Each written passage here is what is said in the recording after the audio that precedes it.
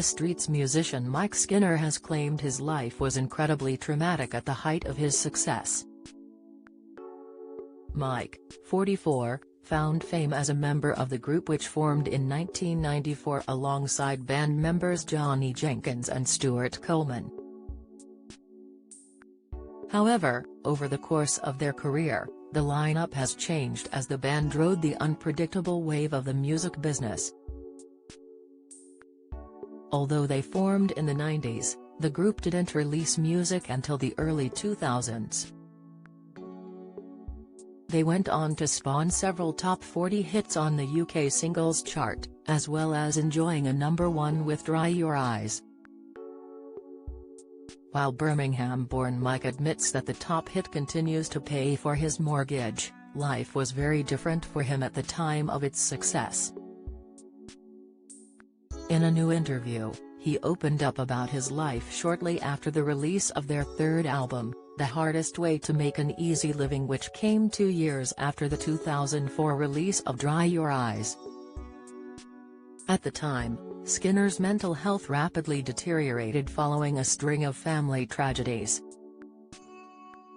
The 2006 release of their third album documented his downward spiral following the devastating deaths of his dad, Andy and niece, who all died in a close time period.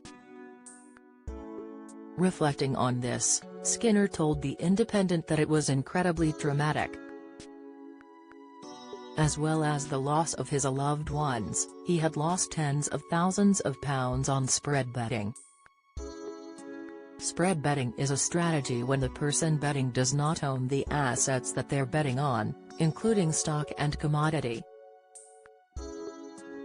Spread bettors speculate whether the assets' prices will rise or drop and often use prices offered by a broker. He told the publication, "I wouldn't want to do that again. Which seems crazy, being in the charts, being in the newspapers. I like the Noel Gallagher attitude. It's your job to show the next generation that it's amazing being a creative. Stop complaining and take your mental collapse like a proper rock star." Despite being at the top of their game when they released their third album, the band flogged 700,000 copies, a lot less than its predecessor, which sold 3 million.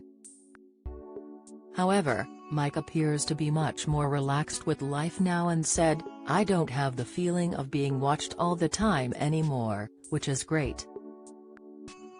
On my second or third album, you'd walk in somewhere and people would start talking about you. You didn't know what people were going to do. Nowadays, and £100,000 poorer, Mike has found himself fully immersed in the film world and recently made his film director debut with The Darker the Shadow, The Brighter the Light. The project took 10 years to create and Mike says it was the hardest thing he's ever done. "It was triggering to watch," he commented. "If you are struggling with mental health, you can speak to a trained advisor from Mind Mental Health Charity on 0300 123 3393 or email info@mind.org.uk. Follow Mirror Celebs on Snapchat, Instagram, Twitter, Facebook, YouTube and Threads.